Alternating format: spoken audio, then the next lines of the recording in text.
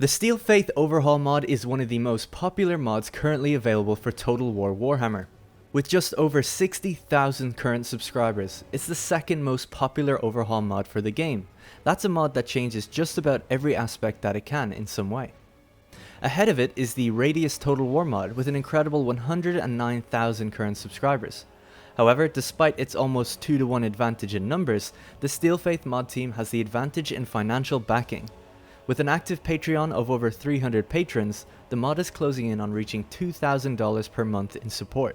As well as this, Steel Faith has a feverish community backing it, with over 3,000 members in their Discord server, regular tournaments to sustain multiplayer, bug reporting, and a dedicated community manager to keep everyone informed.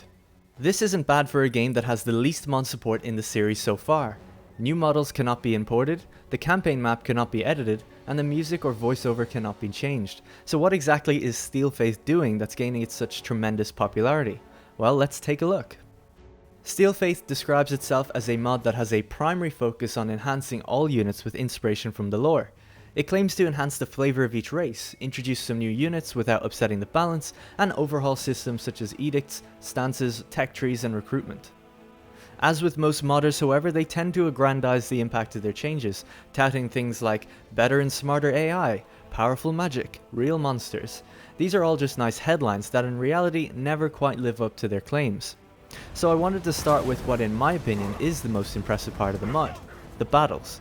Something the Total War fanbase has been crying out for with recent games is slower paced battles. Battles that will allow you to perform complex flanking maneuvers, give you more time to react to magic, and allow you to have a cheeky zoom in to watch what's happening.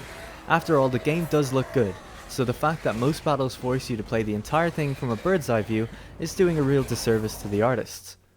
With Steel Faith, units now have larger amounts of health, morale, and defense, meaning that when two units collide, they'll last much longer in combat with each other.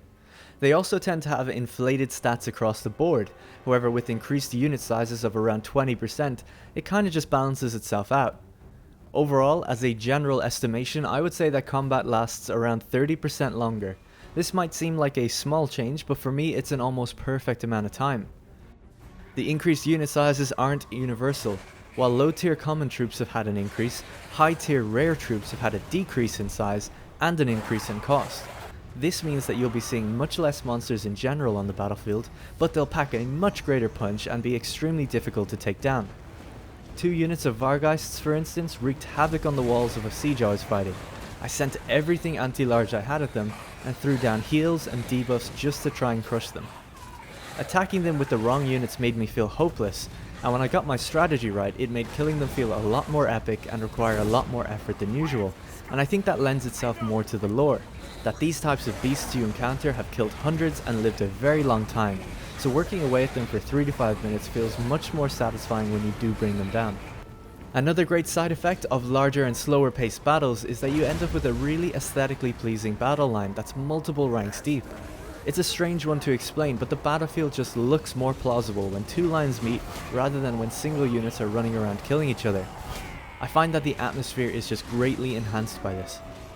The larger and slower paced battles do have small drawbacks though, the obvious being the intense load placed on your CPU with that amount of entities, and the less obvious was something that is a little more unique to slower paced factions, and that's the fact that if you have a reinforcing army, you have to wait a few minutes for your armies to meet up. Movement across the map can feel quite slow depending on the race. This makes the battlefield feel bigger, but more often than not you'll be fast forwarding just to get your army in place. Another important thing to note is the increased Winds of Magic pool, allowing for more spells and greater impact on the battlefield. There's also the addition of some extra units that are high tier and seem to fit the balance nicely. On the campaign side of things, there has been a whole host of changes. For one, the building system now allows you to build up to tier 4 buildings in minor settlements, whereas previously you could only build up to tier 3. What this in effect does is remove some of the decision making for placing buildings and allowing greater flexibility when it comes to what you need and where. Now before we dive into this, I want to explain the building system in Warhammer. Now it's really very simple. You have cities and settlements that make up a province. Cities can level up to tier 5 and settlements can level up to tier 3. The tier is determined by the main building in a city or settlement. This means there is usually 11 free slots in a province to work with. Sometimes there's more if there's 4 regions, and sometimes there's less if there's 2 regions. And coastal cities have a slot dedicated to a port. Of these 11 free slots, there's 9 building chains to work with. Sometimes there's 1 more if there's a special resource available. This means that you can build every building you need, and often an extra 1 or 2 to double up on something like income or public order. Often when the settlement is big enough, you can remove early buildings that contribute to growth or culture as they are made redundant. It sounds super easy, right? Build whatever you want, no consequences, and then build the same stuff multiple times if you want. Except for this one caveat. As each chain progresses, some of them go beyond Tier 3, meaning that they cannot be built in a Tier 3 settlement. This means you have to place it in a city if you want it to upgrade. Aha, so a little bit of thought has been introduced. If you want the maximum benefit from a building, you need to think where you're placing it. That said, the amount of buildings that can go beyond Tier 3 is often around 5, just the amount of free slots in a city. So this means the optimum way to play is to place all of your Tier 4 and 5 building chains in your city, and everything else can go anywhere else. It's still super easy. However, it can take some time to sort out that efficiency, especially if you slowly take over a province. Now, with the ability to go up to Tier 4 in all settlements with Steel Faith, you're left with only choosing between 2 buildings for cities, as they're the only ones that can go to Tier 5. I would argue at this point, if you're going to go down the route of making it simpler, you may as well let all settlements reach Tier 5, as the element of choice is almost non-existent at this point. So, long rant over. Basically, the system in Steel Faith is easier to manage in a system that's mind-numbingly simple anyway. So, it may be a personal preference, but for me, the only merit of Warhammer's building system is that choice you're presented with of what's the best thing to place in cities.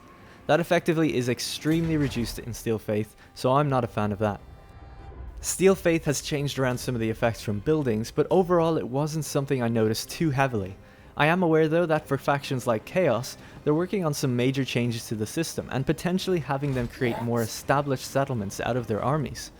And from speaking with the developers myself, they're looking for ways to introduce more choice, such as paying for more upkeep for bigger garrisons and things like that. So hopefully it progresses down a slightly deeper route. The mod also says there's better AI recruitment and much improved campaign AI.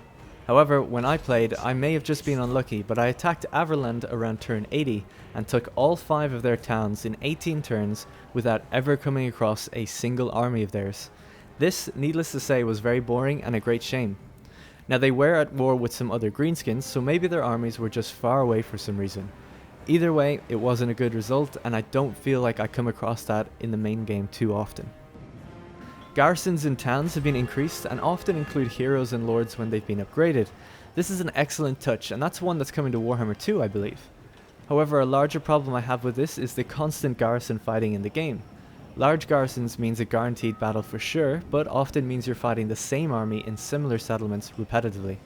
It's more of a problem with the game than Steel Faith, but I wish there was a way to almost remove garrisons completely, throw the income up super high and let the AI make armies to defend its towns like the good old days. Perhaps having a defense building that gives you a reduced upkeep by 80% would make players and the AI want to build cheap armies and station them at home. Move out of your town or region and you're looking at a much more expensive upkeep. It works in my mind, but who knows if the AI will be able to do anything with that. That's about it for my experience with Steel Faith. There are a ton of more features such as Regiments of Renown gaining experience, Siege Tower range reduction, resized lords, a harder endgame for some races, Green Knight global modifiers, and a reworked Chaos Invasion. These are all things that I haven't got to experience as I played around 100 turns of a vampire campaign to bring you this preview, as well as a series of multiplayer battles, which I thought were very close and a lot of fun. I hope as well they include some custom maps into the game, even just custom land battles that look nice, as it would remove some of the familiarity that we have. Anyways, despite some of my negative points, I do highly recommend the mod. Give it a try and see if it's worth your time and potentially your money in additional support. I hope CA take a small look at the mod so they can see how the balance was done and try to mirror it in some ways, because Warhammer 2 looks faster than 1 from its videos online, so we'll have to see how it all plays out. Anyway, I hope you enjoyed the video. Thank you very much for watching. Remember to leave a like if you enjoyed it and tell me what you think of the mod in the comments, and I'll be in there replying to you guys. Thanks again, and I'll see you in the next one.